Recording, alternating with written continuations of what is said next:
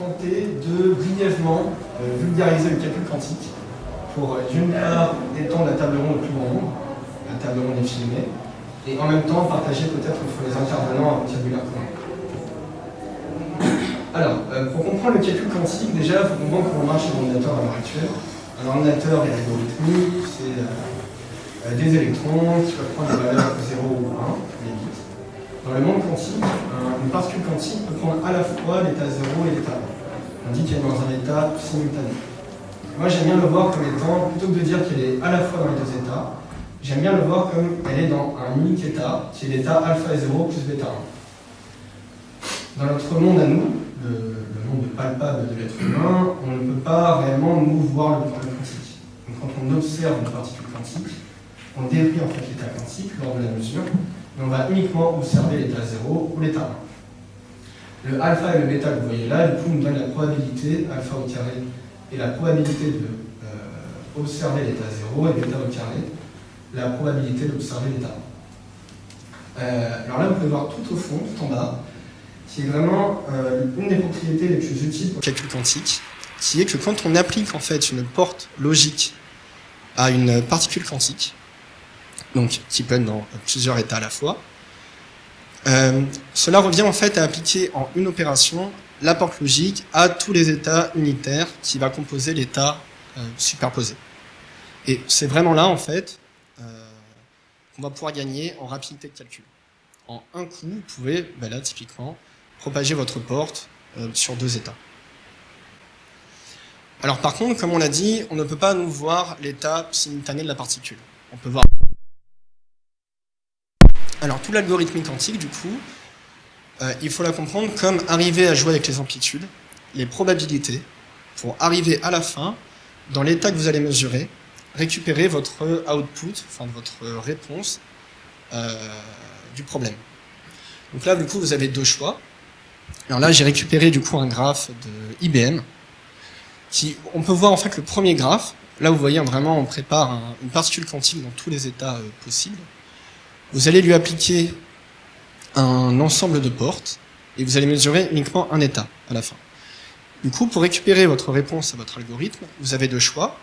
Le premier, faire contenir l'info, votre output, dans l'amplitude de probabilité. Et là, du coup, vous allez devoir répéter plusieurs fois votre algorithme. Ou alors directement contenir l'info dans l'état de votre particule. Et l'état, si vous avez n qubits, vous pouvez avoir du coup suffisamment, on va dire, de nombres binaires pour pouvoir coder votre réel ou votre output. Voilà, j'espère en tout cas que vous avez compris et que j'ai pu rendre le calcul quantique moins énigmatique. On va pouvoir du coup démarrer la table ronde avec notre première intervenante, Sabine. Enchantée. Enchantée, bonsoir à tous. Très heureuse d'être parmi vous ce soir. Donc moi je suis responsable calcul quantique dans une structure qui s'appelle GENSI, dont vous avez peut-être ou vous n'avez peut-être jamais entendu parler. Donc GENSI, c'est le grand équipement national de calcul intensif. C'est tout simplement une société privée à financement 100% public, dont les missions sont contrôlées par nos associés qui sont le ministère de l'Enseignement supérieur et de la Recherche, le CNRS, le CEA, l'INRIA et les universités. Pour présenter brièvement nos activités, nous, notre métier, c'est le calcul à haute performance. Donc en fait, on achète des supercalculateurs qu'on fait héberger et opérer dans les 3 centres de calcul haute performance nationaux, qui sont celui du CEA et du CNRS en région parisienne, et puis celui de France Université qui s'appelle le CINES à Montpellier. Et ces moyens de calcul, ils sont accessibles gratuitement pour les besoins de la recherche ouverte. Et donc la recherche ouverte, c'est pas simplement la recherche académique, c'est notamment la recherche académique, mais c'est également la recherche industrielle. Donc ça veut dire que une banque ou un industriel peut venir calculer gratuitement sur nos moyens de calcul, sous réserve de publier les résultats de ses recherches. Voilà. J'en prie. Alors du coup, avec vous, on va réfléchir enfin même tenter de répondre, se demander à où en est le calcul quantique à l'heure actuelle, concrètement. Parle-t-on d'un mythe ou d'une réalité, d'un coup de com'? Moi je suis ici, c'est pas pour vous dire que c'est un coup de communication. On l'espère pas. Donc en fait, nous effectivement, on fait héberger, opérer des supercalculateurs, et donc ce qui nous intéresse, nous finalement, c'est de fournir à nos utilisateurs le top du top de la puissance de calcul de ce qui se fait.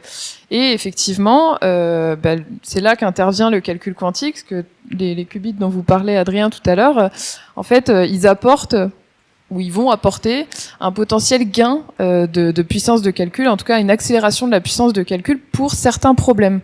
Et donc, nous, on envisage le calcul quantique par le prisme du calcul haute performance. C'est-à-dire que à un moment, on a vu apparaître les processeurs graphiques pour accélérer l'entraînement des modèles en IA. Et c'est un petit peu sur le même modèle. On se dit que les processeurs quantiques, on va pouvoir les brancher à des supercalculateurs pour qu'ils viennent accélérer la résolution de certaines parties de nos codes de simulation. Voilà. Et donc, par ce prisme-là, nous, on s'est impliqués dans la stratégie nationale quantique française en tant qu'acteur parapublic, et on a été mandaté au sein d'un programme qui s'appelle HQI, donc pour France Hybrid HPC Quantum Initiative. Marqué que ça a été bien réduit dans l'acronyme, pour justement l'acquisition de premiers prototypes de processeurs quantiques qu'on va venir installer dans le centre de calcul du CEA à Bruyères-le-Châtel dans l'Essonne, et on va venir les coupler au supercalculateur Joliot-Curie, qui est un supercalculateur GENSI.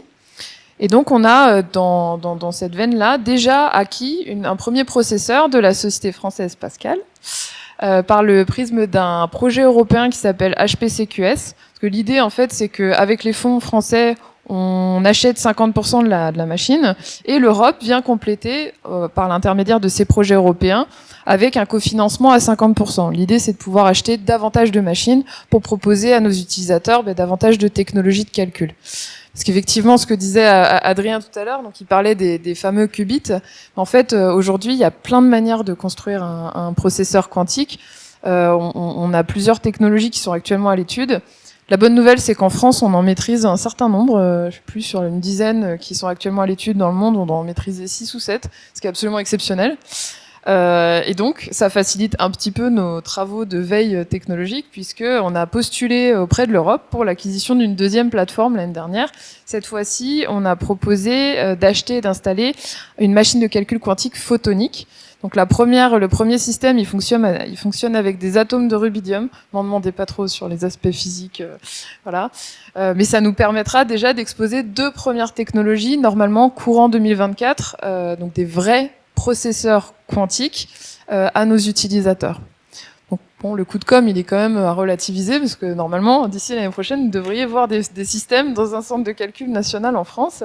Et l'idée, c'est de continuer de veiller un peu sur ce qui se passe du point de vue de la maturité technologique de ces systèmes, et puis de continuer de les acquérir par le biais de cette stratégie nationale pour aussi faciliter l'accès à ces technologies de calcul par des utilisateurs, et qu'eux développent des applications qui nous permettent de dire voilà, là il y a une accélération, il y a un gain, et donc c'est vraiment là qu'est la valeur de ces nouvelles technologies.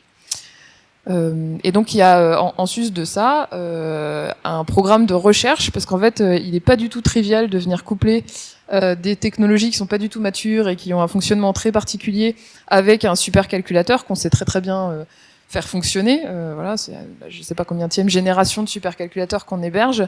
Et donc l'idée, c'est de travailler sur comment on fait fonctionner les deux entités en symbiose pour vraiment avoir un gain, une accélération du calcul, et que ce soit utilisable par des utilisateurs qui sont pas trop experts.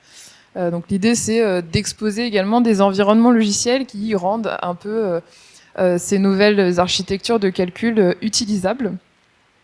Et je vous mentionnais tout à l'heure notre implication dans des projets européens. L'Europe, ici, c'est pas du tout neutre.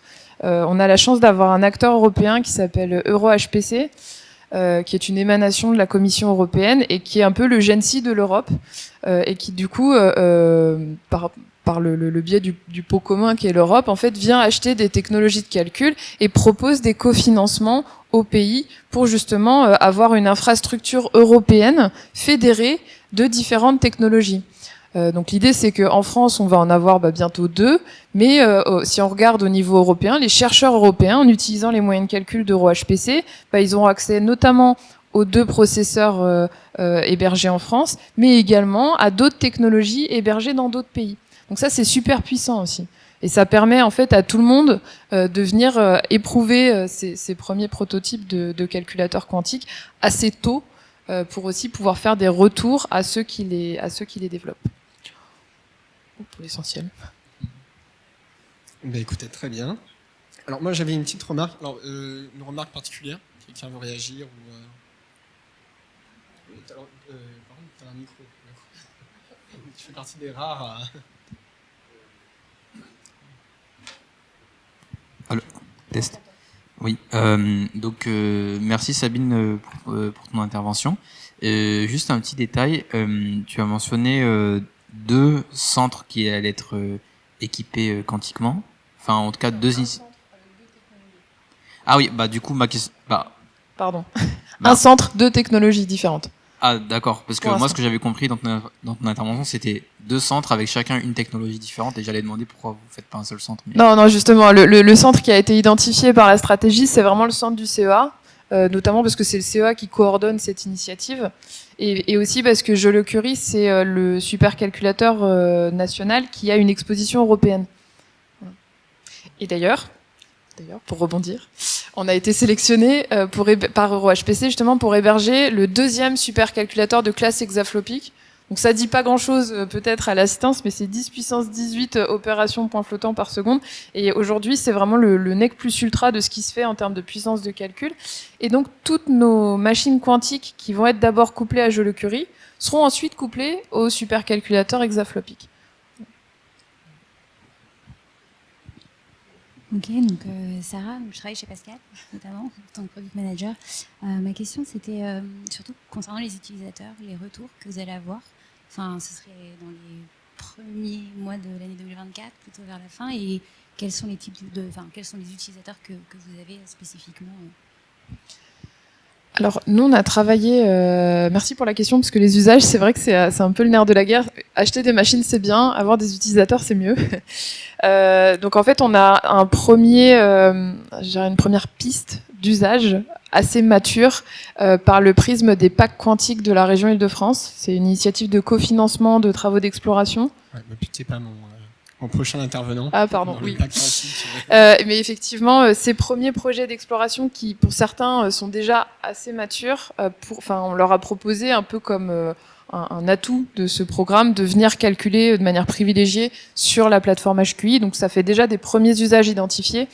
Et puis sinon, effectivement, on a les utilisateurs du programme HQI, on a les utilisateurs de tous les projets européens dans lesquels on est impliqué. Donc a priori, le système devrait être utilisé dès les premiers mois. Ouais. Merci beaucoup, très clair et oui, beaucoup plus clair. Alors notre deuxième intervenant, Tienzo, bonjour. Vous êtes manager au Lab Quantique.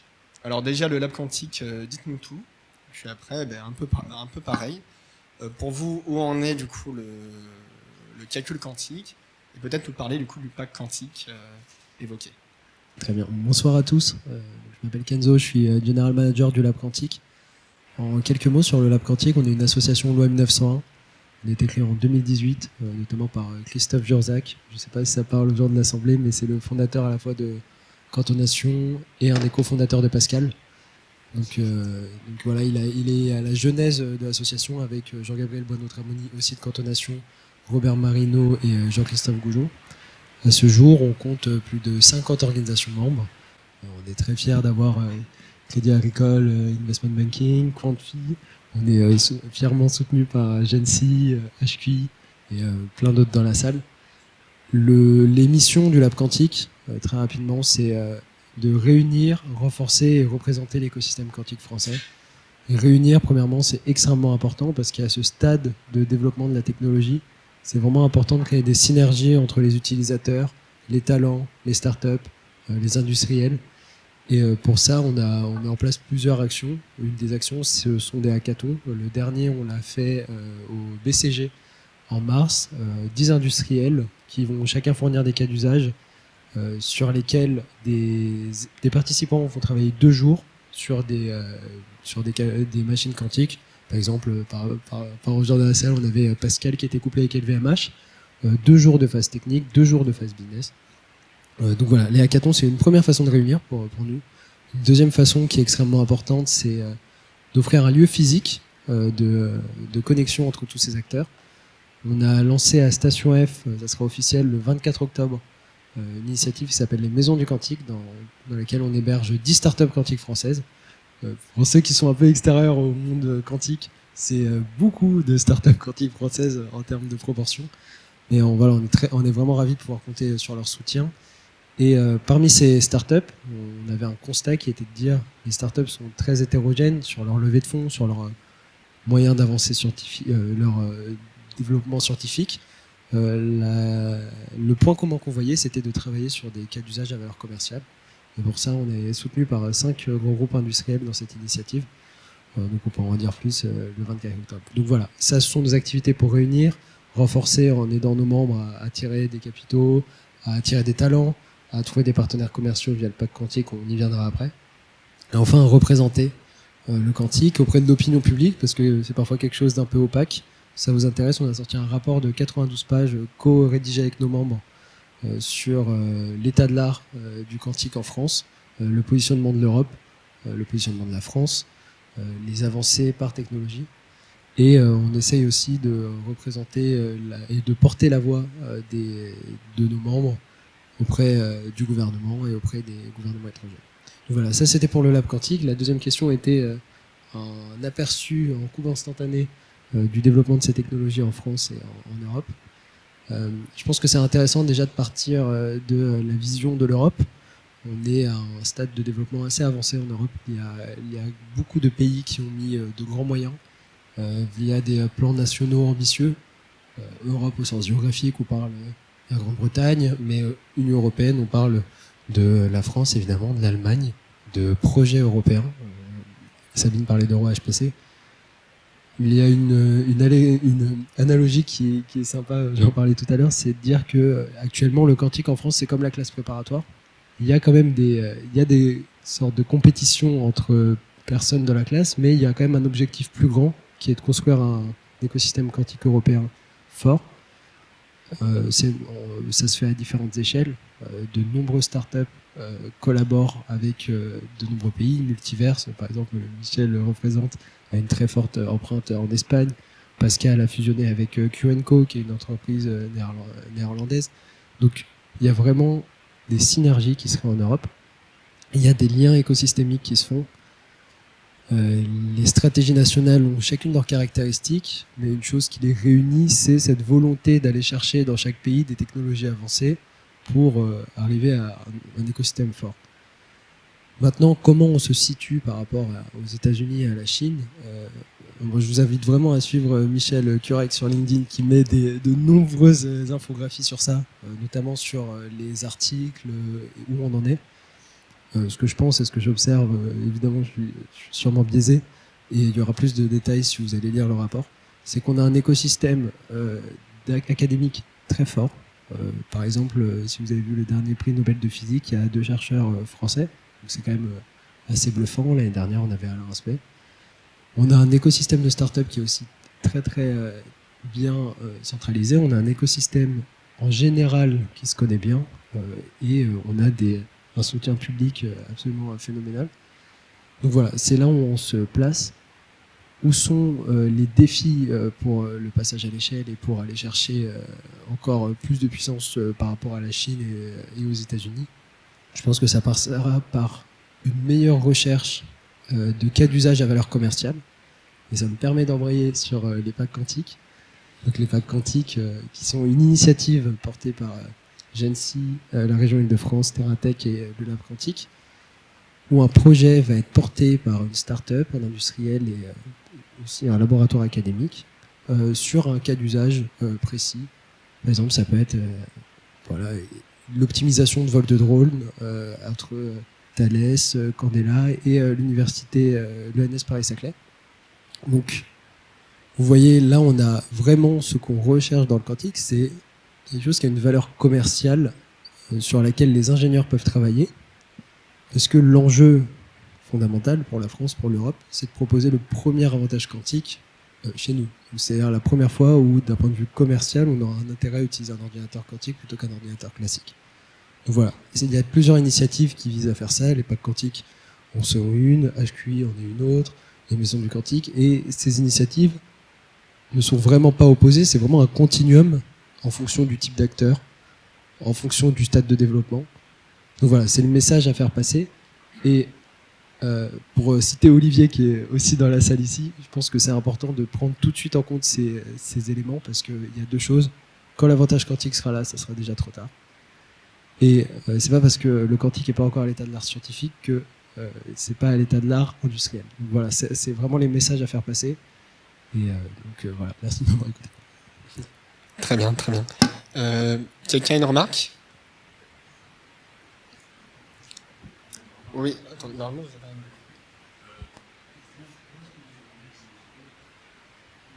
des acteurs comme des acteurs bancaires, des acteurs de la finance, dans la mesure où il n'y a pas forcément de standardisation actuelle, il n'y a pas de technologie complètement aboutie. Comment les inciter à essayer de collaborer, à venir travailler avec certaines startups, comment faire ça? Au Lab Quantique, on pense qu'il y a deux visions pour ça. Il y a une vision stratégique et une vision technique. Typiquement, on fait souvent des meet-up où on invite des personnes, des directions stratégiques à venir échanger avec les membres de l'écosystème pour comprendre les enjeux de scalabilité à long terme. Il y a une autre vision qui est une vision technique et très prosaïque, qui est de dire vous avez un problème précis, venez explorer comment vous pouvez le résoudre grâce à du quantique. Et j'ajouterai un troisième élément qui préfigure, je pense, la suite de la table ronde. C'est peut-être intéressant de regarder les articles, et par exemple le super article entre Cassib, Pascal et Multiverse, qui montre que concrètement, il y a des avancées, il y a une vision. Et ça, je pense que ça peut être intéressant à prendre en compte. Après, il faut avoir les...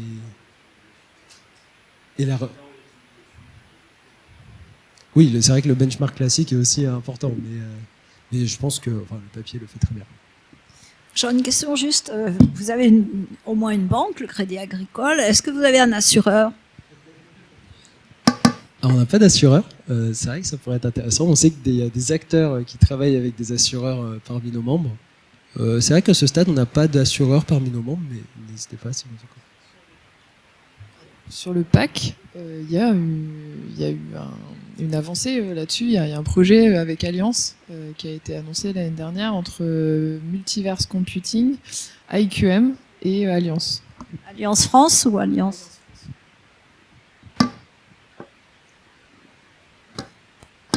Du coup, magnifique, hein, tout le monde est représenté dans le quantique. Une autre remarque? Alors moi j'avais une dernière remarque qui est du coup quel est réellement d'un point de vue politique. On voit que le quantique est quand même très politique, qu'il y a quand même beaucoup d'argent mis, de l'argent public dans le quantique. À terme, quel est l'enjeu de pouvoir, on va dire, derrière? C'est de l'emploi, c'est vraiment de la compétitivité où on a vu que le big data, le machine learning, les Google, compagnie, le marché est quand même globalement américain. Est-ce qu'on ne voudrait pas recentraliser du coup le marché en Europe? Voilà. Je pense que c'est un enjeu éminemment politique parce que c'est un enjeu économique très fort, technologique très fort et surtout un enjeu souverain. Je vais tout décomposer à chaque fois. Pour l'enjeu économique, BCG estime que d'ici à 2040, on aura une création de valeur entre 450 milliards et 850 milliards.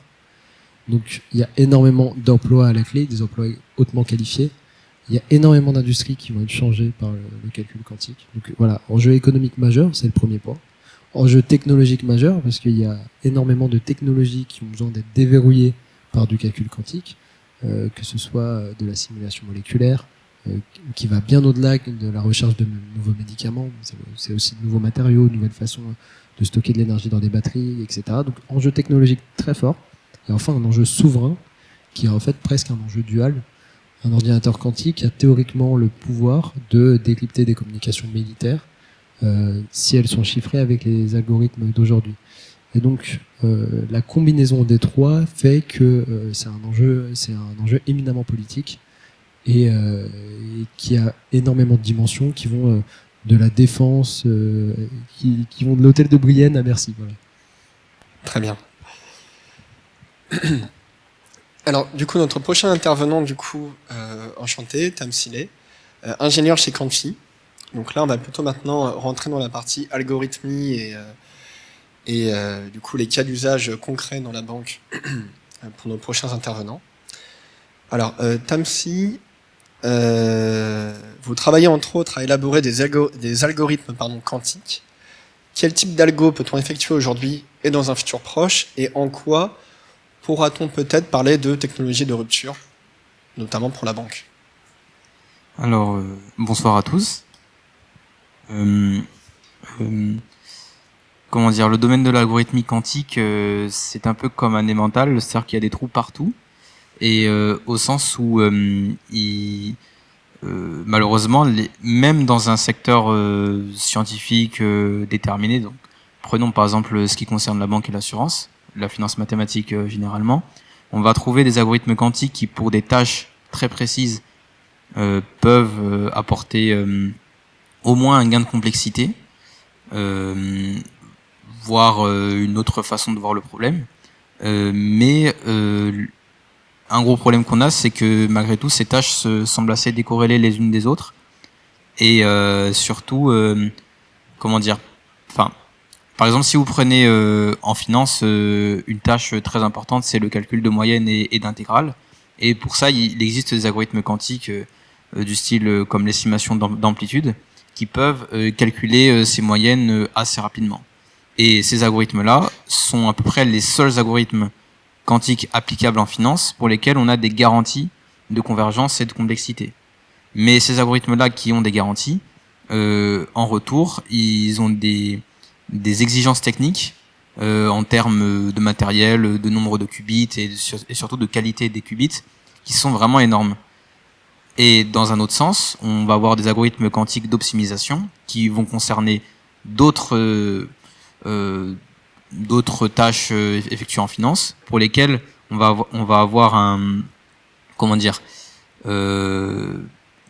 des exigences techniques en termes de qualité du matériel qui vont être bien moindres, avec probablement moins de qubits nécessaires, mais pour lesquels on n'a pas du tout de garantie de convergence pour tous les problèmes. Et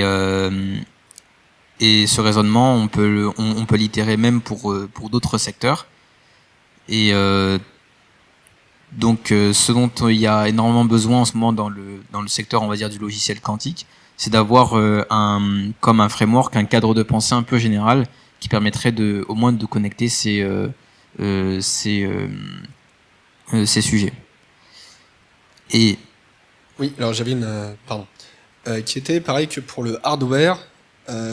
Y a-t-il un petit peu en algorithmie du quantum washing, quelque part l'idée que nous avons plein de papiers en fait où le quantum va changer le monde, que le monde de la banque ne va plus être le même, que le Monte Carlo va être fait immédiatement, que les quantiles ne seront plus qu'un jeu d'enfant.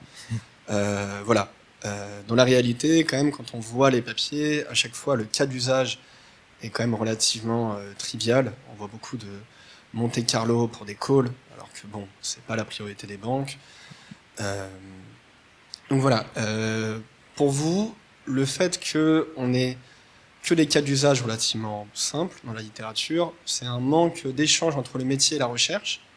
Et du coup, la recherche quantique ne va pas dans des terrains plus compliqués côté métier. Ou alors, y a-t-il des vrais verrous technologiques liés au quantique, à l'algorithmie quantique, qui nous empêchent du coup de pouvoir vraiment l'étendre, pour le cas de la banque, à tous les produits de la banque ou à tout le champ applicatif de la banque ou même de l'actuariat? Alors oui, ces verrous-là, ils existent et ils sont nombreux. Alors il y a énormément de verrous d'ordre... si on prend le cas des algorithmes, il y a beaucoup de verrous mathématiques. Donc par exemple, j'ai cité le cas des algorithmes d'optimisation. En fait, plus général, c'est tout ce qui concerne l'application de l'algorithme quantique adiabatique, qui, comme je l'ai dit, est un des plus simples potentiellement à réaliser, puisqu'on peut le réaliser même de manière analogique. Donc c'est-à-dire que le requis au niveau de la qualité des qubits est assez faible. Eh bien, comme on n'a pas de qualité de convergence, on peut pas librement l'utiliser sous peine d'avoir 3 mois plus tard un papier en réponse qui va expliquer que oui, que si on prend ce cas-là et tout, ben ça marche pas. Et par exemple, c'est arrivé beaucoup avec des algorithmes de ce qu'on appelle de quantum machine learning, où il y avait eu ces dernières années énormément une sorte de tennis conceptuel où on avait un papier qui sortait, un algorithme qui disait oui, telle tâche on peut la faire avec une accélération exponentielle, et puis un autre papier qui répondait ben en fait non, pour telle ou telle raison. Et donc on a énormément déjà des verrous mathématiques. Et ça, ben, ça demande énormément de recherche, et du coup, ça fait apparaître un autre verrou qui est le verrou, on va dire, de main d'œuvre. C'est-à-dire qu'il y a assez peu de spécialistes d'informatique quantique, parce que c'est une science qui est assez jeune, et il y a énormément de publicité, au sens où c'est, comme ça a été expliqué par les intervenants précédents, l'informatique quantique, c'est un sujet stratégique, mais pour lesquels on se rend compte qu'il y a énormément de verrous, on va dire logiciels et matériels, mais pour lesquels il n'y a pas assez de gens pour s'en occuper correctement. Déjà en raison de la difficulté des verrous, et aussi à cause du manque de gens, quoi. Écoutez, très bien. Des remarques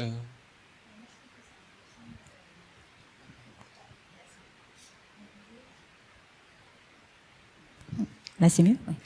Ouais. Non, je trouvais que c'était intéressant le manque de ressources, et je me pose toujours la question de comment on fait pour accélérer justement l'apprentissage et la montée en compétences des gens, et d'aller trouver les bonnes ressources au bon endroit pour tout simplement pallier en fait à ce manque qui, je pense, va arriver assez rapidement finalement. Alors, une solution à court terme, c'est la formation. Donc, Quantfi fournit des formations à des organismes financiers qui en font la demande, et donc on peut former les salariés actuels aux algorithmes quantiques. Pour une formation plus profonde, il y a les écoles et universités qui se sont mises récemment en France à produire des programmes quantiques. Puisque malheureusement, jusqu'à encore peut-être 5-6 ans, je crois qu'en région parisienne, il n'y avait qu'une seule école qui avait un vrai programme d'ingénierie quantique. Alors je crois qu'aujourd'hui, il doit y en avoir peut-être au moins 4 ou 5. Et alors que dans d'autres pays, notamment aux États-Unis, il y en avait peut-être parfois un, mais au moins un, quoi. Et donc le verrou sur les ressources humaines, il peut être levé par la formation scolaire ou interne. Et mais voilà, ça c'est au moins un verrou sur lequel on a un contrôle.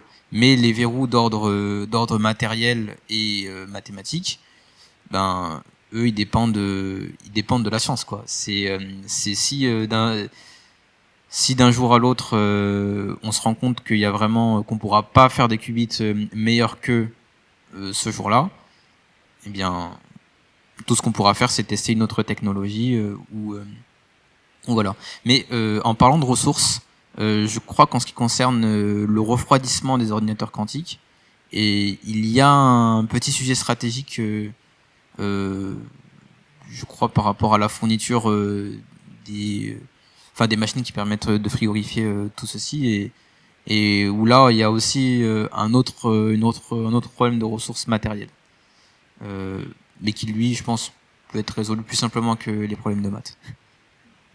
Merci. Non, mais c'est pour compléter effectivement ce que disait Tamsi, c'est que en France, il y a eu un effort aussi au sein de la stratégie nationale pour essayer de fédérer un peu les universités, notamment pour qu'elles mutualisent et créent des programmes pluridisciplinaires de formation aux technologies et quantiques et au calcul quantique. Et donc ça, c'est pour la formation initiale. Et je sais qu'il y a plusieurs plusieurs initiatives pour la formation continue aussi au niveau des masters exécutifs, et notamment je sais qu'il y en a un à l'école polytechnique qui s'est lancé, je crois, l'année dernière, je suis pas certaine. Il y a même une initiative un peu fédératrice qui s'appelle Quanté France, qui est un consortium de 21 universités qui dispensent des formations en quantique et qui a reçu des fonds de la stratégie via un appel à projet, un PEPR. Donc voilà, Quantédu, c'est quand même un très très beau consortium et ils ont bien en tête tous ces enjeux de formation et de pénurie de talent à court ou moyen terme.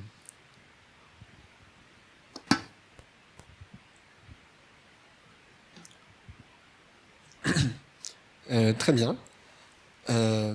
Notre prochain intervenant, du coup, Didier Mtalon. Alors, bonjour.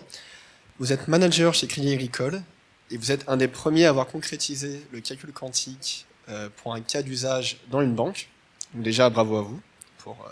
Merci. Alors, du coup, pourriez-vous nous présenter votre projet, nous parler du coup des difficultés que vous avez pu rencontrer? Pareil, du coup, vous avez un regard plus concret. Avec votre recul, le quantique est-il un effet de com ou une réalité? Avez-vous été émerveillé ou pour vous, le quantique était là uniquement pour apprendre et finalement, vous gardez un pied dans la porte, mais pas plus? Alors, merci. Et donc, rapidement, je travaille au Crédit Agricole CIB, comme ça a été mentionné.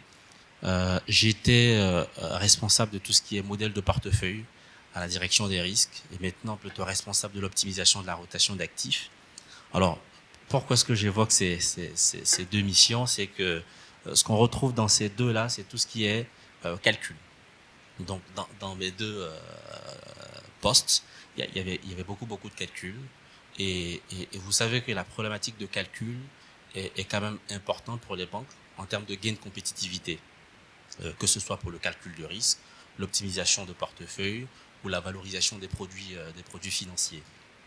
Et donc, la question que l'on s'est posée quand on a entendu tout le hype qu'il y a eu, à dire en 2018 et un peu avant sur le calcul quantique, les annonces de suprématie quantique, en tant que responsable de tout ce qui est calcul avec d'autres collègues, on s'est dit, si jamais cela se matérialisait, que c'était vrai, et que ce n'était pas un coup de com', il fallait qu'on y soit.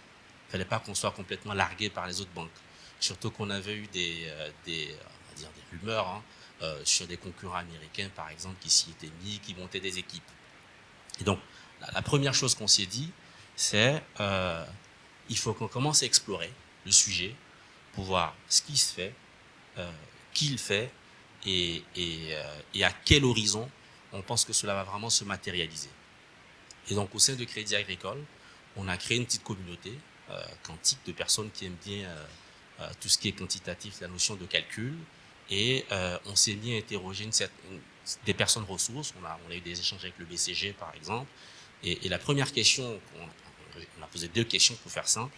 Est-ce que ce qui se raconte est vrai? Et si c'est vrai, à quel horizon on pense qu'on pourrait disposer d'un ordinateur quantique? Et donc, à l'époque, on nous avait dit, dans le meilleur des cas, 5 ans. Sinon, ça serait dans 10 ou 15 ans. Et donc, à partir de là, comme on le fait tous dans des organisations, on a fait un rétro-planning. On s'est dit, si on doit disposer d'un ordinateur quantique au bout de 5 ans, il faut qu'on y soit. Qu'est-ce qu'il faut qu'on fasse à partir d'aujourd'hui pour être prêt dans 5 ans? Donc, on a fait une espèce de rétro-planning avec une stratégie qui était bâtie sur à peu près 5 piliers. Donc, le premier pilier, effectivement, c'était l'exploration. Mais on s'est dit, c'est très bien d'explorer, on l'a vu, parce qu'on a interrogé beaucoup de personnes. On n'avait pas le même son de cloche partout. On a parlé avec le BCG, on a parlé IBM, on a invité Julien Bobroff, on a invité Olivier Ezrati. Donc, on a écouté pas mal de personnes. Et puis, au bout d'un moment, on s'est dit, pour voir clair dans tout ce brouhaha quantique, il faut qu'on puisse nous-mêmes l'expérimenter sur un cas d'usage interne pour pouvoir apprécier les avantages, les inconvénients, ce qu'on peut faire et ce qu'on ne peut pas faire. Et ça, c'est là. On est plutôt parti sur la question d'expérimentation. Ensuite, on l'a présenté à l'époque à l'un de nos directeurs généraux. Il nous a fait une réponse qui était une réponse assez sage à l'époque, je trouve. Il nous a dit, c'est très bien d'interroger toutes ces startups mais il y a un volet commercial qui fait qu'ils ne vous diront pas tous la vérité. Ce serait bien de marcher un peu sur les deux jambes, d'également nouer des contacts avec le monde académique pour avoir la vision de la recherche, ce qui s'est fait, quels sont les verrous. Et donc du coup, on a été à peu près dans ces deux initiatives. Une initiative avec le monde, j'ai envie de dire commercial, pour pouvoir voir qu'est-ce qui se fait, et aussi une initiative avec le monde académique pour bien comprendre les technologies et avoir une base solide, que ce soit en mathématiques, en algorithmique et en physique. Et donc, ça c'est exactement ce qu'on a fait. Et donc c'est comme ça qu'on a eu cette expérimentation-là sur un cas d'usage de la banque, mené avec Pascal et Multiverse qui sont ici bien représentés. Et ça s'est fait aussi, parce qu'il faut le dire, hein, ça s'est fait parce qu'il y a eu un vrai incentive de notre senior management. Donc, on avait un directeur général qui aimait bien la physique quantique, et donc il nous a reçus en COMEX pendant 3 heures pour qu'on explique, on parle de physique quantique avec tous les membres du COMEX, qui est assez rare, et qui nous a vraiment beaucoup soutenu dans cette initiative. Et puis on a eu aussi des personnes qui étaient très motivées pour travailler sur ces cas d'usage. Et donc moi j'ai été contacté à l'époque en me demandant est-ce que tu as un cas d'usage pour expérimenter le quantique. Je dis bah, très bien. Et comme j'en avais entendu parler, j'ai fait comme tout le monde, j'ai essayé de comprendre, j'ai essayé de me former.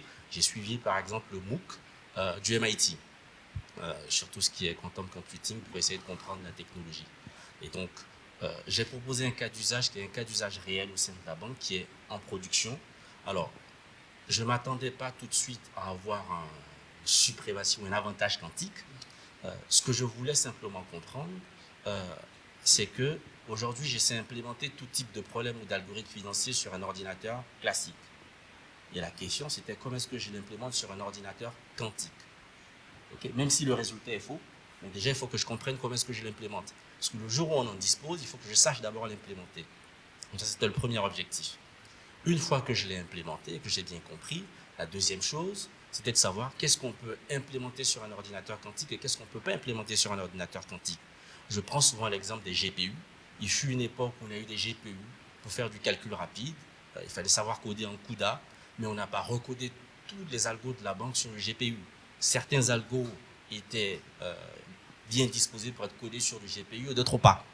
Et donc c'est cette compréhension-là qu'on voulait également avoir. Et puis la troisième chose, c'est une fois qu'on a compris tout ça, l'idée aussi, hein, vous savez, c'est que quand on a commencé à regarder, on nous a parlé de tellement de technologies, on a posé une question naïve à tous nos interlocuteurs. Quelle est la technologie qui, selon vous, va émerger le plus vite?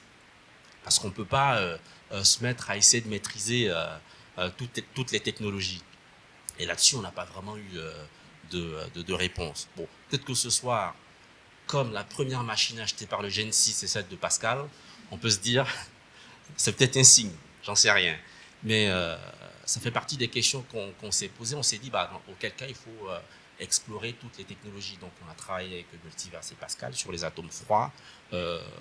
On expérimente aussi avec d'autres acteurs, d'autres types de technologies. On a eu des premiers résultats qui ont été publiés. On ne s'arrête pas là. On continue à travailler sur tout type d'algo. Il y a du calcul de risque, il y a du machine learning, il y a de la valorisation des produits financiers. Et en ce moment, on est en train de regarder tout ce qui est calcul de VAR, par exemple, de value at risk, avec le quantique. On participe aussi beaucoup à des hackathons.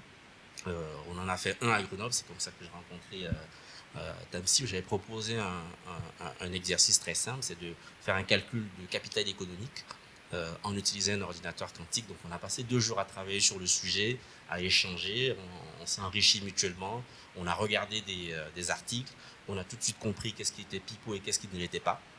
Et donc c'est tout un processus qui est assez long mais très intéressant. Mais écoutez, très bien. Quelqu'un a une remarque en particulier? Alors, oui. J'en aurais bien une, parce que quand on parle de transférer les algorithmes, il faut quand même voir qu'en ce moment, il y a encore du COBOL. et qu'il y a des gens qui se forment en COBOL et qui sont très très très bien payés dans nos institutions financières. Donc c'est parce que c'est pour voir le spectre, la largeur du spectre, quoi, qui est assez effrayante, qui est monumentale, je trouve. L'évolution technologique et la migration qui ne sera pas évidente. Je rejoins ce que Oui, qui est un très bon point.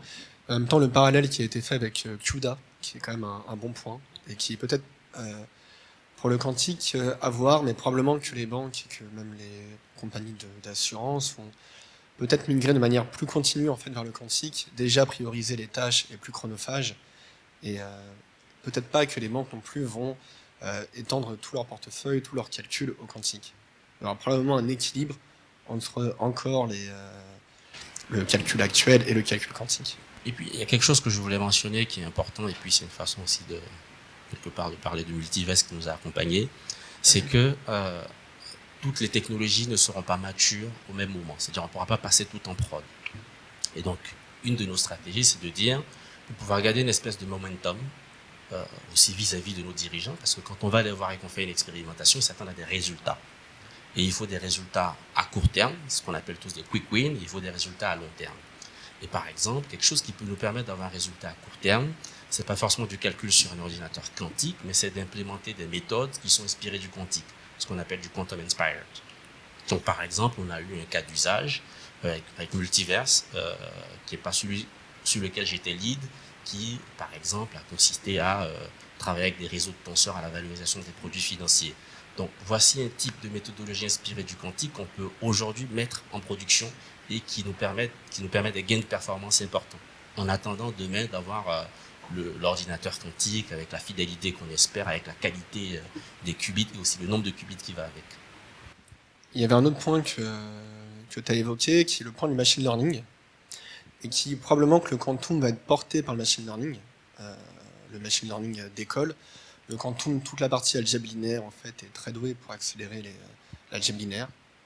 Et du coup, probablement qu'avec tous les réseaux de neurones, alors maintenant, tous les algos de machine learning que l'on voit, vous avez tout le temps maintenant un parallèle quantique. Vous avez le quantum réseau de neurones, vous avez le quantum support vector machine, enfin, vous avez tous les algos. Et probablement, il va y avoir un équilibre entre les deux. Tous les gens qui vont vouloir faire du machine learning vont devoir se mettre au quantum, et les gens propres là je parle vraiment calcul quantique, vont devoir apprendre le machine learning. Et les deux vont probablement se porter mutuellement vers le haut.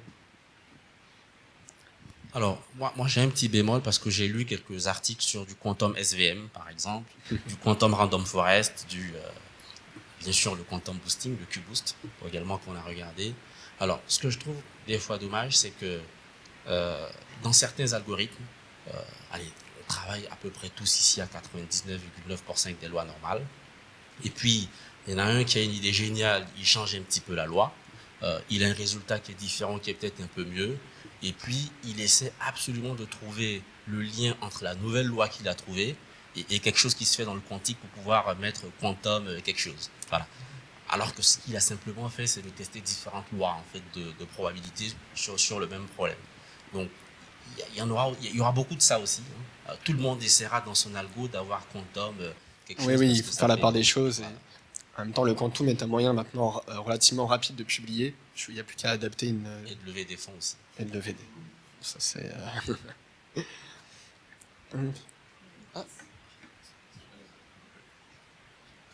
Ouais, j'avais... Il marche, mais... Ouais, c'est bon. Première question, une première remarque peut-être sur l'intégration des différentes librairies. Vous parlez de CUDA, vous parlez du COBOL. Il me semble qu'en tout cas, nous, ce qu'on développe chez Pascal, c'est des librairies qui sont quand même en Python et qui est quand même beaucoup plus classique, on va dire. Et je voulais penser, qu'est-ce que vous avez pensé de l'intégrabilité des ordinateurs, enfin des algorithmes quantiques au sein du Crédit Agricole? Comment ça s'est passé? Et est-ce que vous avez trouvé ça facile finalement ou pas? Alors, pour parler terre à terre, ce qu'on a utilisé en premier, c'est la librairie que Pascal nous a mis à disposition, qui est Pulsar. Donc, il s'installe facilement pour ceux qui font du Python, c'est un pip install et voilà, ça va très très vite. Après, la syntaxe n'est pas très compliquée. En revanche, il faut bien savoir ce qu'on fait. Parce que Pulsar est codé comme un langage de programmation, mais comme un langage qui est plutôt assez proche du hardware. C'est-à-dire que ce qu'on envoie, c'est des impulsions laser, il faut préciser les amplitudes, la fréquence et ce genre de choses. Et donc, il faut déjà bien comprendre le hardware pour pouvoir utiliser le langage. Donc, je pense qu'il y a une couche d'abstraction à rajouter. Je sais qu'il y a pas mal de boîtes qui le font en ce moment. C'est d'essayer de développer des librairies qui soient hardware agnostiques, de telle sorte que demain, si on a envie d'exécuter notre algorithme sur du Pascal, du l'IBM, du IonQ, du Candela ou du Alice et Bob, par exemple, qu'on puisse le faire de façon simple. Mais, de notre point de vue, comme on a travaillé main dans la main avec Pascal, évidemment, ça a été plus simple parce qu'on se parlait régulièrement et on a bien compris les différentes problématiques. Si je peux me permettre, ouais, effectivement, ce qu'on remarque, c'est qu'on a différents types d'utilisateurs. On a des gens qui viennent plutôt du monde de l'application, qui veulent porter leurs algorithmes. Puis il y a des gens qui sont un peu plus ce que nous on a appelé des Jedi, quoi, qui veulent aller plus comprendre ce qui se passe en dessous du capot et du coup aller retuner les atomes, les grilles, tout ça. Et effectivement, c'est pour ça que dans HQI, nous, le parti qu'on avait pris, c'était de proposer différents types d'environnements. Donc bien sûr, avec la machine Pascal, il y aura l'environnement Pulsar parce que c'est l'environnement natif. Après, dans HPCQS, on a travaillé entre Pascal et Eviden, du coup anciennement Atos, pour essayer de relier leur environnement qui est un petit peu plus haut niveau, qui s'appelle MyQLM, qui a priori pour des gens qui s'intéressent purement à l'algorithmie quantique, est un peu plus abstrait du matériel, des spécificités du matériel, et permet de se concentrer peut-être un peu plus sur simplement ce qu'on veut réaliser. Et puis derrière, pour les utilisateurs qui veulent aller un peu plus proche du matériel, on a laissé l'accès à Pulsar. On a aussi Perceval de Candela pour travailler sur des photons. Mais voilà, l'idée, c'est de pouvoir aussi maintenir les deux types d'utilisateurs en haleine avec différents types d'environnements. Alors pour dire quelque chose, peut-être sur Pascal, c'est que j'ai découvert aussi quelque chose. Parce que dans ce que je viens de dire, ça semblait dire que Pulsar était un petit peu abstrait. Non, parce que j'étais à une formation à Centrale avec des personnes de Pascal, Christian Beignot par exemple, et j'ai vu qu'il y avait Pulsar Studio qui était plus graphique et plus user-friendly. Donc il y a aussi du travail de ce point de vue-là pour faire en sorte que ça soit plus accessible. Écoutez, très bien. Là, on a un joli coup de pub. Allô. Oui, vous pouvez. Alors, il y aura un quart d'heure qui est normalement... oui. Attendez, il faut qu'on vous donne un... Y a-t-il d'autres banques que le Crédit Agricole qui s'intéressent à la démarche quantique ? En France, pardon. Alors, de l'expérience qu'on a eue à Quantfi, d'autres banques s'y intéressent, oui. Mais c'est vrai que ce qu'a fait Crédit Agricole avec Pascal, c'était vraiment d'un autre ordre de grandeur, mais au moins des gens qui s'y intéressent, qui sont prêts à faire des formations, justement, il y en a quand même dans pas mal de banques. Moi, je suis administrateur d'une des sociétés du groupe HSBC. Ils s'y intéressent, mais pas sous cet angle-là. J'en dirai peut-être un mot tout à l'heure. Alors là, parfait.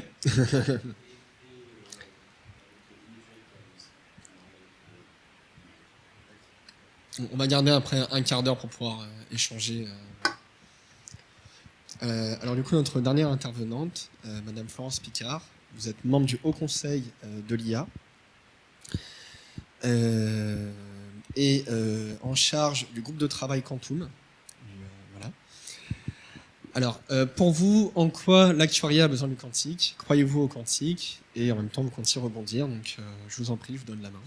Oui, alors l'IA, c'est l'Institut des actuaires, c'est pas l'intelligence artificielle. Alors, faut quand même je dise que les actuaires, ce sont des gens qui ont en charge l'évaluation des risques et qui sont garants de la solvabilité. Enfin, c'est eux qui remontent les informations au conseil d'administration. Il y a un responsable de la fonction actuarielle qui est donc responsable de la solvabilité. Il y en a un par société d'assurance. Et donc, ils sont garants de la solvabilité de la compagnie d'assurance. Donc, leur focus, c'est le risque. Évaluation des risques. bien évidemment, ils pensent aussi au risque de leur propre carrière, c'est-à-dire au risque de leur emploi. Et donc, les évolutions technologiques les intéressent aussi sous cet angle. Donc, il y a un double intérêt. Alors, il y a un siècle, c'était avant le Covid, j'avais monté, je m'étais intéressée à ce sujet, donc j'avais proposé un groupe de travail, et donc il y avait des gens très intéressés par les aspects conceptuels de ce qu'est le quantique, et qui sont allés jusqu'à faire des petites expérimentations, des codages, coder, etc. Donc l'aspect complexité de langage, bon, c'est quand même des gens qui effectivement sont passés facilement au Python. Enfin bon, il n'y a pas de problème normalement. Ce sont des gens de formation mathématique ou des ingénieurs, donc qui n'ont pas d'appréhension. Mais dont le focus n'est pas celui-là. C'est celui du risque. C'est à quoi ça sert, hein, et où sont les risques. Donc le quantique, pourquoi ça marche, comment ça marche, c'est très intéressant, c'est fascinant même. Il y a quelque chose de très philosophique. Enfin, moi je trouve dans l'approche quantique, moi j'aime beaucoup. J'aime beaucoup aussi parce que ma génération a tellement souffert de l'informatique binaire 0 ou 1 que cette complexité me réjouit vraiment beaucoup parce qu'elle fait beaucoup évoluer plein de choses. Et alors donc, quel est le point de vue de l'acteur sur le quantique ? Son premier point de vue, c'est il va y avoir un nouvel outil, ne soyons pas à la traîne, qu'est-ce que ça va donner ? Et donc, on voit, ça va accélérer les calculs, c'est formidable, on va pouvoir aller plus vite. Est-ce qu'on en aura vraiment besoin? Est-ce qu'on a assez de données? Est-ce que nos modélisations sont assez complexes? Oui, elles sont loin d'être gaussiennes en général. Et donc, d'une certaine façon, la complexité de nos modélisations le justifie sûrement. Mais est-ce que il y a deux aspects essentiels dans l'évaluation. Il y a l'aspect tarification, disons, évaluation des risques et comment on le tarifie, parce que je rappelle une chose, les assureurs, ce sont des gens qui lissent le risque en trouvant des gens en mélangeant des gens qui vont avoir un sinistre et ceux qui ne l'ont pas. Quand je dis gens, ça peut être des entreprises ou pas. C'est-à-dire en mettant dans un portefeuille des gens dont à la fin, ça va être équilibré. Il y en a qui auront gagné, il y en a qui auront perdu. Mais globalement, tout le monde y aura gagné en ayant lissé le risque. Et donc, ce qu'il faut voir, c'est qu'il y a absolument besoin d'un aléa et de façon à ce qu'il y ait des gens qui aient du risque ou pas. Et donc, la manière d'évaluer les risques n'est pas si simple que ça, c'est beaucoup plus compliqué qu'il en a l'air, et notamment avec tous les nouveaux risques qui arrivent, le risque cyber, les risques sanitaires et tous les risques climatiques. Maintenant, plus personne ne peut nier l'évidence des catastrophes, etc. Donc, le monde de l'évaluation des risques évolue, puisque à des statistiques solides et auxquelles on avait accès sans problème parce que le numérique n'existait pas encore et donc les données n'étaient pas encore dangereuses, est arrivé un monde où les données sont dangereuses, elles mettent en danger la privacy et elles se répandent partout. Et donc l'approche des risques et la manière d'utiliser les données a énormément évolué. Et les actuaires, je me souviens que j'avais fait un webinaire en janvier 2014 et on avait évoqué à cette occasion que les données, les actuaires en auraient peut-être moins que dans le futur qu'ils en avaient en 2014. Et c'est tout à fait le cas, puisque l'IA Act a classé en haut risque un certain nombre d'activités de l'assurance. Donc, et par ailleurs, il y a une tendance à l'inclusion, ça c'est une tendance sociétale qui accepte de moins en moins que des gens soient exclus nommément, soit exclus par la tarification. Et donc, la problématique de l'évaluation des risques, elle évolue avec la société, le quantum en fait partie. Et donc, la problématique, est-ce que ça sert à quelque chose d'avoir des outils qui vont faire des modélisations pour l'évaluation des risques très très vite, etc., dans un monde où finalement la segmentation tarifaire va être moins autorisée, moins possible. Mais par ailleurs, comme je vous le disais, il y a des nouveaux risques. Et les nouveaux risques, ils vont nécessiter d'avoir d'autres approches sans statistiques, en utilisant des données du moment et avec des modélisations et avec des méthodologies très différentes de celles qu'on avait avant. C'est déjà celles qu'on utilise pour les catastrophes naturelles, des choses comme ça. Et là, on va avoir besoin d'aller chercher des données géospatiales si on continue à y avoir accès, puisqu'il y a quand même un gros risque qu'elles soient privatisées par des gros acteurs américains. Donc, la manière dont on va avoir à utiliser les données, à les traiter, va évoluer. Et quelle va être la place du quantum là-dedans? C'est pas facile à dire. C'est pas facile à dire. Donc, on est toujours, nous, actuaires, extrêmement intéressés par le quantique, mais en même temps, on a du mal à voir comment on va pouvoir l'utiliser, d'autant qu'on a, pour le moment, sur les bras, un autre problème, c'est que l'IA générative, qui fait du code, hein, qui crée du code, qui va peser sur l'emploi, de même que le quantum pourra peser sur l'emploi dans notre profession, puisqu'en accélérant les calculs, il faut le temps dégagé, il faut trouver autre chose à faire. Donc, en général, jusqu'à maintenant, les acteurs ont toujours trouvé autre chose à faire que ce qui était facilité par les techniques, mais enfin, pour le moment, on ne sait pas encore quoi. Donc, on est face à quelque chose qui présente un avantage de rapidité de calcul, mais est-ce qu'on en aura besoin? Pour le moment, on ne le sait pas. Qui présente un coût, puisque ça sera quand même coûteux, et surtout, comme nous on s'intéresse au risque, quel risque ça présente? Or, dès maintenant, ça présente un risque. C'est-à-dire que toutes les données de long terme, les assureurs notamment travaillent sur du long terme, les banques aussi, mais enfin les assurances, pour la retraite, c'est un demi-siècle.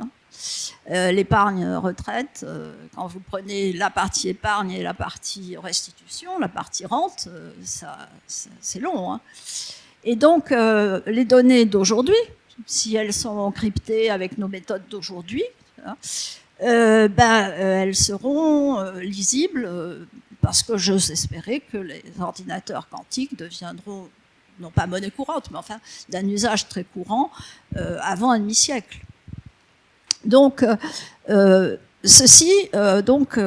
y a un certain nombre d'acteurs, publics et privés, qui travaillent. Bon, moi j'en avais parlé, j'avais fait intervenir des gens de Thales, des gens d'Atos, donc dans ces temps héroïques qui étaient avant le Covid. Et donc, je sais donc, moi je m'en occupe pas personnellement, mais dans le groupe HSBC, ils font partie d'un groupe de travail où il y avait Thales, etc. Sur ces histoires de quelles sont les données, quelles sont les données qu'il faut préserver, quelles sont celles qu'il faut crypter particulièrement dans un esprit post-quantique dès maintenant. Donc voilà l'une des préoccupations des actuaires. Et donc pour ça, on regarde un peu le chiffrement, l'évolution du chiffrement. Donc ce sont des mathématiques qui dépassent la plupart des mathématiciens, donc qui nous dépassent au sens où on n'est pas capable de le faire nous-mêmes. C'est de la très haute mathématique. Et ces mathématiciens se font des concours où il y a des standardisations dans la NFTST.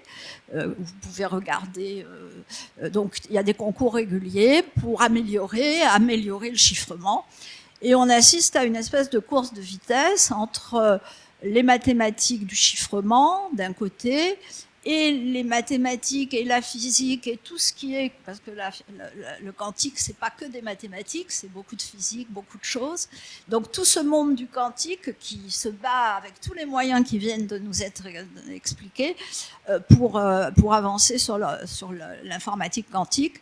Et de l'autre côté, le chiffrement qui arrête pas de progresser pour fabriquer le cryptage qui résistera à l'ordinateur quantique.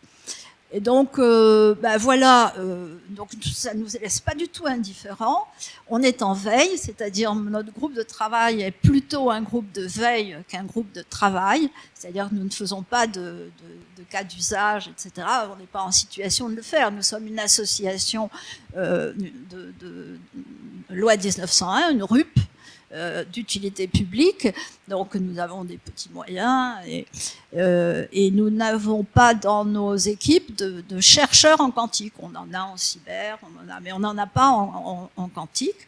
On en aura peut-être parce que on pourrait en avoir, et si on en avait, vous parliez de la relation entre les startups et la recherche. Nous, on a beaucoup de contacts avec la recherche académique. Et elle se fait maintenant de plus en plus, la recherche académique se fait de plus en plus en relation avec des chercheurs, avec des startups qui sont elles-mêmes souvent d'anciens chercheurs. Bon, voilà. Et ça, c'est là que nous, on est en veille, mais on ne peut pas agir. Mais on est très attentif à ce qui va se faire et on ne sait pas comment les choses vont tourner, dans quel délai, mais on sait que ça va se faire. Et j'avais un dernier point. Le calcul quantique est-il, à l'heure actuelle, appris dans les... pour devenir actuaire dans les... Pas du tout. Ils ont un programme énorme parce qu'il faut voir qu'ils font du droit, de la comptabilité, et puis elle change tout le temps. Hein. On a maintenant IFRS 17. Hein. Alors, donc les pauvres... non, c'est vrai qu'on croule. Les programmes sont boursouflés de choses, parce qu'on garde les vieilles choses, on n'arrive pas à se débarrasser des... Et puis, à vrai dire, comme je le disais tout à l'heure, le COBOL, il est toujours là. Donc se débarrasser des vieilles choses, c'est pas si évident. C'est pour tout le monde. Et donc, il peut y avoir un décalage, on va dire, en ingénierie maintenant, le calcul quantique et l'algorithme quantique a intégré la plupart des majeurs d'écoles d'ingénierie. Oui, mais là, le travail est beaucoup trop... on est quand même... La réglementation, il faut bien comprendre ce qui se passe pour les banques et pour les assureurs. La réglementation, elle est terrible. Moi, il y a 10 ans... la compliance, c'était pas ce que c'est devenu. Maintenant, ça bouffe aux sociétés financières en Europe, ça bouffe en pourcentage l'équivalent de ce que des Google et des Apple mettent en investissement. Oui. Donc, nos institutions financières s'épuisent à faire des développements pour respecter la conformité qu'on n'arrête pas de nous changer. D'accord. Donc, quantique, oui. Donc on n'a pas ça. C'est pas qu'on est contre, hein, mais d'abord, on aurait du mal à faire on aurait quand même du mal à faire quelque chose de très concret. Qu'on ait un qui fasse un mémoire là-dessus, par exemple, on l'acceptera bien sûr, un mémoire d'actuariat, puisque bien sûr il faut qu'il fasse un mémoire qui est en général beaucoup plus lourd qu'un mémoire de master. Mais si on en a un, on en sera très content. Mais pour le moment, on n'en a pas. On en a sur des choses, beaucoup sur le cyber, sur la sécurité informatique. Mais sur le quantique, pour le moment, et les gens choisissent les sujets qui vont leur donner un emploi. Oui. Dans tous les cas, vous avez... En général, hein, vous pouvez déléguer à quantique. Ils ont cette faiblesse. Très bien, écoutez, merci beaucoup. Une remarque, et on peut enchaîner directement avec les remarques d'ordre général. Merci. Ma question, c'est par rapport aux données. Vous avez mentionné la question des données. Et donc, en fait, le quantum, c'est un moyen pour speed up en fait tous les calculs, la computation, enfin le calcul. En fait.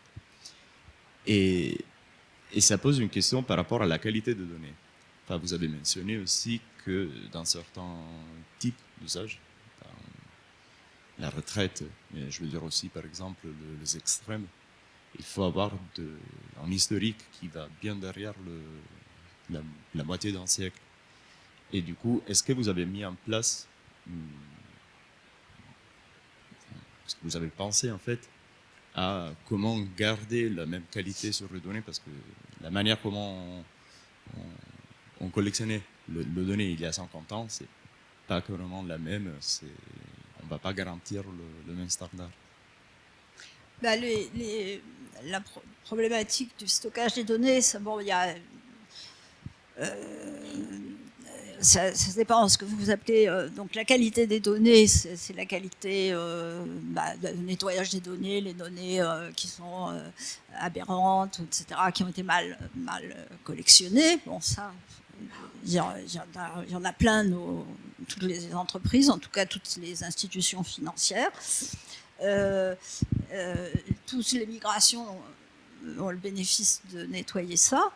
Mais je ne vois pas en quoi le quantique pose particulièrement des problèmes de qualité.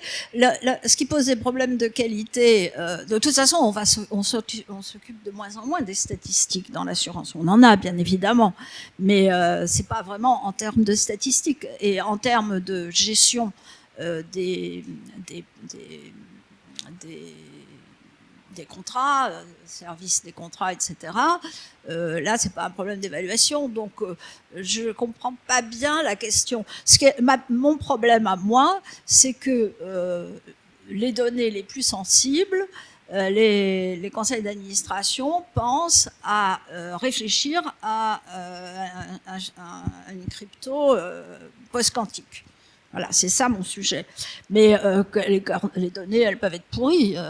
La plupart des fichiers stockés sont pas très propres, hein, enfin pas complètement propres. Oui, effectivement. Enfin, la question, c'était plutôt au sens large de l'utilisation d'algorithmes en général dans l'assurance. Et dans ce cas-là, vu qu'on parle du quantum, et c'est un avantage, déjà, j'imagine qu'il y a une problématique au niveau de... Là, je ne parle pas de crypto, mais je parle vraiment de training de modèles pour faire de la tarification, par exemple. On a déjà, avec des algos de AI qu'on a maintenant, des problématiques liées justement à la qualité des données. Et moi, je me demandais c'est quoi l'intérêt elle n'est pas différente. Il n'y a pas de différence. La qualité, ça dépend de ce que vous appelez la qualité. Il y a la qualité des données manquantes, des données erronées, etc. Et puis, il y a les biais. C'est autre chose. Quelquefois, on met ça dans la qualité. Alors, je ne sais pas si vous mettez ça dans la qualité, mais l'utilisation des données par les algorithmes, elle doit être faite intelligemment. Moi, je suis bien sûr de l'époque où on n'appelait pas ça des algorithmes. Moi, j'ai fait du Fortran 4 dans ma jeunesse, et à Saclay, à l'époque, c'était le plus gros ordinateur d'Europe. C'était une grande salle, avec des autorisations spéciales pour pouvoir rentrer. Les informaticiens avaient des blouses blanches. Comme j'étais étudiante, je tapais mes cartes perforées moi-même. Je mettais un coup de stabilo parce que quand on les fait tomber après, c'est difficile. Je les mettais moi-même sur le lecteur. Je m'étais en général gouré sur le format de lecture. Quand je ne m'étais pas gouré, c'était sur le format. Bon, voilà, c'est l'époque antique. Mais oui, enfin, c'était très formateur, hein, vous savez, parce que fallait y arriver.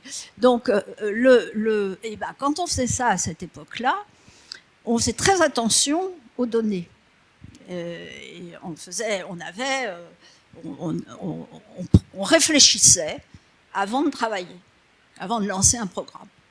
Moi, j'ai donné des cours en économie en 1974, je crois, à l'université, et c'était des TD, pardon, excusez-moi, c'était des TD. Et j'ai vu les étudiants qui se mettaient à avoir des machines à calculer. Avant, ils n'en avaient pas. Moi, j'ai travaillé avec une règle à calcul dans mes études. Hein. Et quand on avait une règle à calcul, on savait l'ordre de grandeur, etc. Quand j'ai fait ça, les étudiants, ils me divisaient 4 par 2 et ça faisait 1,99, 9999. Après, j'ai mis un truc qui s'appelait APL, qui permettait, l'informatique me donnait mes fichiers, c'était en assurance construction pour créer l'assurance construction dommage ouvrage. On me donnait les fichiers une fois avec ce truc superbe qui s'appelait l'APL, qui inversait les matrices d'une touche, même les choses qui n'étaient pas inversables, et on réfléchissait quand même à ce qu'on allait mettre, à ce qu'on allait faire comme calcul. Maintenant, c'est tellement facile que, en fait, on réfléchit beaucoup moins. Et donc, le problème, c'est qu'il faut réfléchir. Et les données, elles sont comme elles sont. Ce qu'il faut, c'est réfléchir à ce qu'on en fait. Donc, les problèmes d'algorithmes, soi-disant, qu'on a maintenant, ils ne viennent pas des algorithmes, ils viennent des données. Quand il y a des biais, ils existaient déjà. Et donc, maintenant, on appelle ça des biais, ça fait chic. Mais avant, c'était des mauvaises études. On appelait ça comme ça, des mauvaises études. Enfin, je ne sais pas si j'ai répondu à votre question.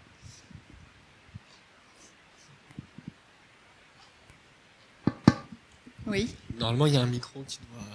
Il y a même 2-3 micros. Il y a un voleur de micro au fond. Oui.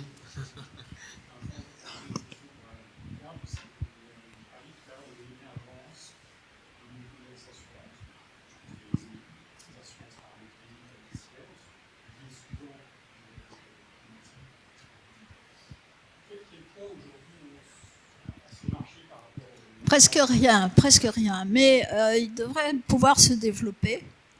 Pour le moment, il y a des petites start-up, enfin petites, pas si petites que ça, mais qui se sont créées. La méthode des banques et des assurances, c'est de faire par des start-up les trucs avant de les adopter. Moi, je pense que là, il y aura... Enfin, c'est là que je vois le quantum pour l'assurance. Je pense que... alors, ça ne sera pas du tout la même assurance, parce qu'il y a ce qu'on appelle un risque de base, c'est-à-dire vous vous assurez pour quelque chose d'extrêmement précis, qui est donné par un index. Cet index, il faut qu'il soit pérenne. Dans le temps, vous avez l'INSEE, c'est bien, c'est pratique, qu'il change l'index, il change le calcul, mais il vous donne la manière et la garantie de l'objectivité du passage d'un... Avec les satellites, on a des petits problèmes de continuité des informations. Et l'information n'est jamais complètement pure, elle est déjà traitée. Donc là, je pense, mais je ne suis pas une spécialiste, hein, mais je pense que c'est là qu'on va avoir besoin et que tout ça, ça va se rejoindre dans ces complexités-là, je le crois. Le paramétrique, vous voyez, on s'assure, le cas classique qu'on connaît, c'est la grêle dans le risque agricole, etc., selon des critères extrêmement... Alors, il y a un truc que j'ai oublié de dire, qui nous inquiète, nous, actuels, c'est le blockchain. C'est la technologie blockchain qui peut être craquée par l'informatique quantique, avec les cryptoactifs, etc. Ça fait partie des possibles. Mais on croit très très fort, moi je suis docteur en maths, je crois très très fort à la capacité des mathématiciens pour arriver à avoir un chiffrement, et tout le monde l'espère d'une certaine manière. Je voulais juste ajouter quelque chose. En fait, je vais être original et je vais poser une question au public. Plus particulièrement à Monsieur Curé qui est ici présent, mais peut-être que Didier pourra compléter. En fait, à un moment, Didier a mentionné des algorithmes quantiques inspirés qui avaient été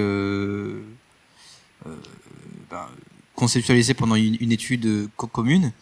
Et alors j'ai une question sur ces algorithmes quantiques inspirés. C'est est-ce qu'en fait ils viennent sous la forme, on va dire, d'un paquet où on a l'algorithme qui fait un algorithme classique qui s'inspire de phénomènes quantiques, mais est-ce que une fois qu'on a cet algorithme, enfin en tout cas celui que vous avez eu, est-ce qu'on a ensuite une garantie que si on utilisait les mêmes structures de calcul qui apparaissent, mais avec un ordinateur quantique, aurait-on une accélération encore plus impressionnante? En gros, ma question c'est, est-ce qu'avec ces algorithmes quantiques inspirés, est-ce qu'ils viennent aussi avec la garantie qu'ils sont prolongeables en véritables algorithmes quantiques, qui du coup seraient encore meilleurs?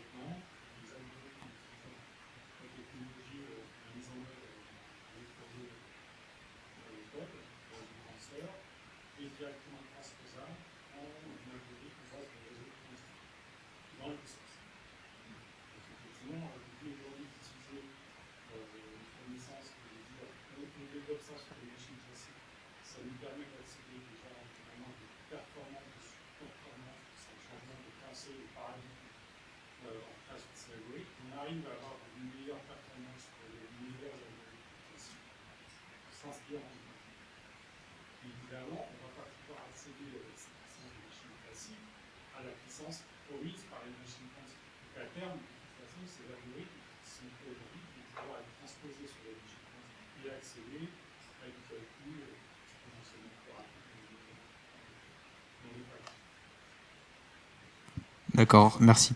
Donc ces algorithmes quantiques inspirés sont une forme de transition douce vers des algorithmes quantiques à 100%. Et si je prends l'exemple de ce qu'on a traité, on reste vraiment dans l'analogique, pas dans les pods quantiques. Il faut savoir que le cœur du sujet, on raisonne beaucoup en termes de, là je veux dire un grand mot hamiltonien. Et donc, toute l'idée ici, c'est j'ai une fonction de coût à optimiser. Si j'arrive à l'écrire sous la forme d'un hamiltonien, je ne suis pas déjà loin de trouver la solution de mon problème, si jamais j'ai un ordinateur quantique qui me permet de travailler là-dessus. Donc il y a aussi tout un pan de la recherche qui consiste à dire, il faut que j'arrive à transformer mon problème en quelque chose qui se rapproche d'une fonction d'énergie d'un système quantique. Si j'arrive à me rapprocher de cette fonction d'énergie-là, si j'arrive à la modéliser de cette façon-là, je sais que mon problème peut être résolu par un ordinateur quantique. Et donc, tout ça fait partie aussi de tout ce qui est quantum inspired. Donc aujourd'hui, je peux le transformer de la sorte, et même en le résolvant avec un ordinateur classique, parce qu'on sait encore faire des algorithmes d'optimisation avec un ordinateur classique, il se trouve que le simple fait de l'avoir modélisé de cette façon-là, ça nous permet d'avoir des résultats qui sont meilleurs. Non seulement en termes de performance dans le calcul, mais également en termes d'empreinte mémoire. Parce que très souvent, on se retrouve avec très peu de paramètres à optimiser. Et on sait que le jour où on a un ordinateur quantique, à ce moment, on pourra aller plus loin. Alors, je n'avais pas parlé d'hamiltonien dans mon intro. Donc, l'hamiltonien est uniquement pour pouvoir projeter un état quantique dans le temps. Mais... Moi, c'est juste pour m'assurer que je comprends bien. On est d'accord, quand vous parlez de quantum inspired, vous parlez de simulation, d'émulation en fait, de simuler l'état quantique sur les ordinateurs classiques, c'est bien ça ou je me perds? Non. En fait, on ne parle pas d'émulateur en tant que tel. On parle simplement de... C'est beaucoup plus de l'algorithmie. Okay. C'est que on sait aujourd'hui, en observant un état quantique, en regardant les interactions entre les particules, par exemple, on peut les décrire, ces interactions-là, sous forme d'algorithmes ou de fonctions, ce genre de choses-là. Et ce qu'on remarque, c'est que des fois, il y a des similitudes entre ce qui se passe entre les différents états quantiques et les problématiques qu'on peut avoir par ailleurs dans d'autres domaines. Par exemple, on parlait tout à l'heure d'optimiser peut-être un vol de drone entre 3 régions, et on se dit, si on arrive à trouver un système ou une problématique quantique qui s'apparente au même problème qu'on essaie de résoudre dans un autre domaine, on pense que si on a la solution dans le quantique, on peut la transposer dans ce domaine-là. Mais c'est toute l'idée d'ailleurs, notre projet s'appelait Feynman pour ça, parce que Feynman, c'est ce prix Nobel-là qui a émis l'idée d'utiliser, on va dire, les problématiques quantiques pour résoudre des problématiques qui sont réelles via la simulation. Donc, ce n'est pas un émulateur, c'est simplement, on transpose ce qu'on observe dans le quantique à un cas d'usage qui est différent de celui du quantique. Merci beaucoup. Une dernière remarque. On va devoir autrement. Merci beaucoup. Vous parliez du fait que la quantique allait améliorer nos modes de vie, etc. Est-ce que vous l'avez ressenti, vous, sur le cas d'usage au Crédit Agricole? Je ne sais pas si le cas d'usage est public, on peut en parler. Oui. Donc il me semble que c'est sur la prédiction des taux de défaut de prêt, des défauts de taux de prêt. Est-ce que vous avez vu une amélioration par rapport à une utilisation d'un ordinateur classique? Est-ce que non? Alors, effectivement, il est public, l'article est disponible, vous pouvez aller le lire. Il y a alors une amélioration. J'ai envie de dire que d'abord c'était une satisfaction personnelle. En fait, on est passé de l'abstrait à du concret. Et d'ailleurs, quand j'en parle, je suis encore plus à l'aise. Voilà, ça c'est la première chose. La deuxième chose, c'est qu'on s'est rendu compte qu'en travaillant sur du quantique, mais ça c'est vraiment par hasard, c'est qu'on se retrouve avec un modèle qui est dit parcimonieux, c'est-à-dire avec moins de paramètres que celui qu'on a en production. Donc, même s'il donne des performances, on va dire, à peu près similaires étant donné le nombre de qubits qu'on a utilisé, on sait mieux l'expliquer que le modèle précédent. Et ça, c'est super important. Et deuxième chose, c'est que c'est un modèle de risque, c'est pas un modèle qu'on recalibre tous les jours, c'est pas un modèle c'est pas un calcul qui est fait toutes les secondes, par exemple, c'est quelque chose qui se fait toutes les semaines ou tous les mois, donc on peut vivre avec. Et la performance qu'on avait jusque-là en production, il nous convenait, c'est la raison pour laquelle on l'a mis en production, et pour être honnête avec vous, on ne cherchait pas à avoir une performance supérieure. Mais on voulait déjà s'assurer que sur un cas simple qu'on maîtrise, le quantique pouvait faire aussi bien que cela. Voilà.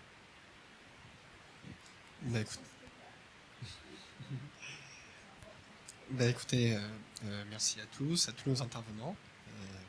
Alors, je vous prends légèrement un tout petit peu de votre temps pour faire une petite page promo. Du coup, la table ronde est organisée par le département R&D du cabinet. Alors en fait, on fait des études innovantes chaque année, des outils innovants. On cherche à chaque fois en fait des partenariats avec des grands groupes ou même des startups pour en fait dans le choix de nos thématiques 2024 ou 2025. Nous en fait entre faire une thématique en interne pour le cabinet ou faire une thématique qui peut répondre aux plus grands besoins, c'est la même charge de travail pour nous et pas même rendu à la fin. Donc on a vraiment deux types de partenariats. On a un partenariat où en fait vous nous communiquez directement votre besoin, un besoin auquel on peut répondre, de la data peut-être, oui ou non, qu'on peut anonymiser dans tous les cas, donc il n'y a pas de contraintes. Et nous, soit on cherche à y répondre avec une technologie qu'on a déjà développée, ou alors avec une nouvelle technologie à partir du moment où la contrainte est en accord avec notre cœur de métier. Donc là, j'ai mis brièvement quelques exemples en fait de partenariats qu'on a menés ou d'études qu'on a déjà développées. Donc on a un outil ALM pour l'actuariat. Pour le crédit, on a une probabilité PIT sous facteur climatique. Côté marché, du coup, on a trouvé un moyen d'interpoler du coup des courbes de taux, cubes de vol, pour les côtés taux et nappes de vol côté equity, avec contrainte AOA et beaucoup plus rapidement. Calibrer des modèles du coup de diffusion, de taux via machine learning. Donc on peut le faire pratiquement en temps réel, là pour le coup via machine learning. Et on a trouvé des algos du coup interprétables, qui est le problème du machine learning. Et pour la partie du coup asset management, prédire des rendements via un modèle hybride entre le HLM et le Garch. Donc voilà, donc n'hésitez pas, hein, vous pouvez me contacter directement. Et bonne fin de table ronde et bonne ouverture du cocktail. Merci à tous.